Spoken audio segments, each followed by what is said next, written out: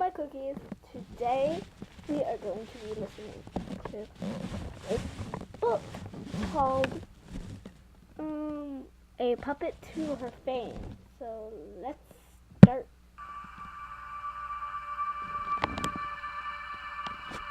A Puppet to Her Fame by Kate. Never heard this before, so don't Act let 1. Let's Prelude. start. It was suggested to me by a friend, so let's start this.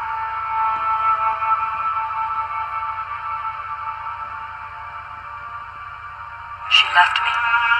She left me, and I was powerless to stop it. After all the suffering I've endured at the hooves of my parents, after fighting the haunting melodies of that cursed cello, after making myself vulnerable and trusting her completely, she left me. Now I sit alone in my room. The music that has been tormenting me my whole life is all I have left. I focus my eyes on the desk and pour all my attention into transcribing the music onto paper. There was nothing else in my room I wanted to look at. I did not turn to see my cello sitting in its stand. I did not glance at the blood-stained walls or corpses of my parents. I did not look to see her sunglasses on my nightstand. My life has nothing left.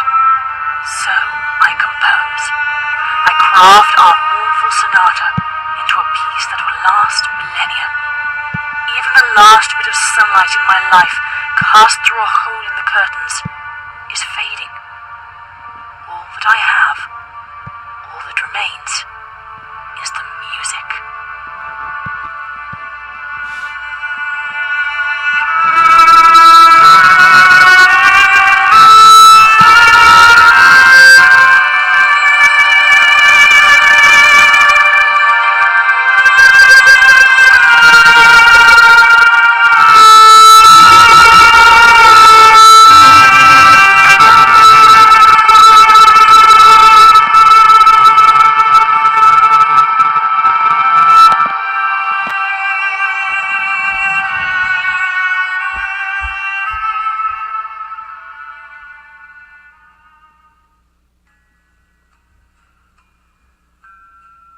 My parents named me Octavia.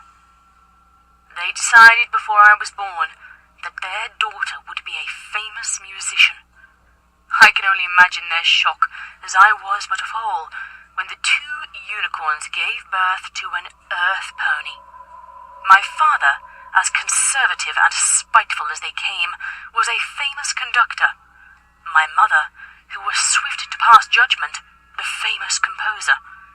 They had long, unbroken lines of musical prodigies in their families. Not even my status as just an earth pony would break that chain. I was raised from a young age knowing nothing but music.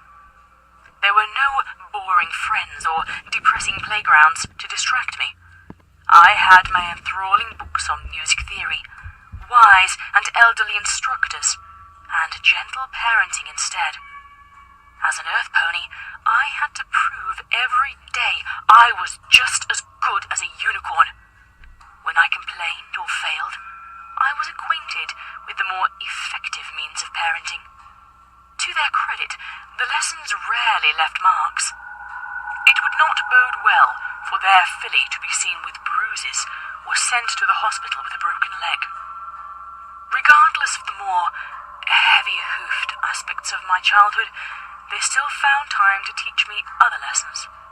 I most prominently remember my weekly trips to the orchestra hall. It was much more fun than meeting ponies my own age. My stoic father offered his silent support from the front row. My mother would guide me between instruments, pointing out my failings with such grace. Try to sit up straight. You're not sweating in the dirt in the field. Hold the violin like this, Octavia. Stop fidgeting with your bow tie. All I had to do to earn their love was receive my cutie mark from an instrument. Surely I, an earth pony, could at least accomplish that. Month by month, they graced me with their presence at the concert hall. week by week, I failed to find my cutie mark. Day by day, my father ignored the cries for help as my mother took her anger out on me. Hour by hour, I was dying on the inside. I was desperate for their approval, if only for an end to the pain. I still recall the day I finally got my cutie mark. At least, I recall that I can't remember how it appeared. Octavia. Father stated. He stood in the hallway with perfect posture and no hint of a smile on his face. I hurried over to him, frowning while keeping my eyes on the floor. Yes, Father? We've decided to stop taking you to the concert hall. I bought you a cello, and you will only play it from now on. I looked up at him and gasped. But that's not... Octavia! Father interrupted. His tone stayed perfectly casual. It is final. If you had any talent, you would have found your cutie mark by now.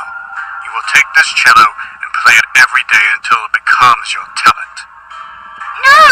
I won't play a stupid cello! I screamed.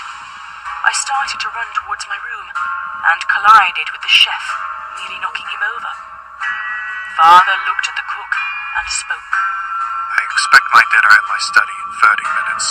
Bring wood from my fireplace. And teach my daughter a lesson 20 times before then. He turned to leave, and I was already in tears. I slumped to the ground in front of the chef. The fact that Father never raised his voice was the worst part. He would order a servant to discipline me no differently than he'd asked them to change his linens.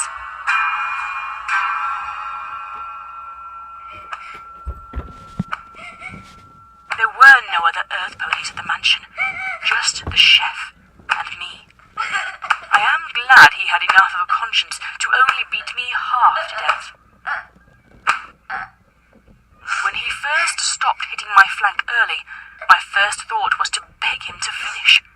The punishment would only get worse once my father found out he went easy on me. Please, he'll punish us. If he doesn't hear the screaming. I thought I saw him choke back a tear before walking out in silence. Within 30 minutes of the punishment, my hunger drove me to sneak out of my room. I was feeling energetic after being spared the majority of my father's wrath. The only thing on my mind was snatching something to eat and drink. Meals were a privilege given to reward my good behavior. I still recall my giddiness, my youthful exuberance at having only been lashed 10 times instead of 20. I wish I still had that innocence of youth. The kitchen was just past a set of stairs leading into the attic. I heard the most bizarre noise emanating from above me. Dissonant chords were weaving through the air. I could almost make out the spoken word within the haunting melody. I could not tell if they were chanting or playing an instrument. I was enthralled by the song, drawn up the staircase as a slow crescendo built. Like the sirens of yore, I had to gaze upon the source of this unnatural performance. I quietly crept onto the last step of the landing and slowly opened the door to be inside. To this day, I still can't recall the source of that infernal chanting. Just that it somehow didn't agree with me. The only memory left is stepping back in shock and falling right off the landing.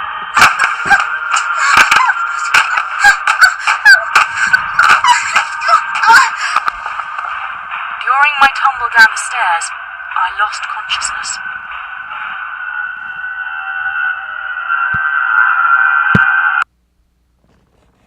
And there we have it, Cookie. He's puppet to her fame. I will continue this right after. I'm sorry, I have no pictures for today, but I have no pictures so that you can picture in your mind the story. What's happening. That's how I did it. Anyway, I have it read to me. I closed my eyes. Anyway, love you, cookies. Bye till next time.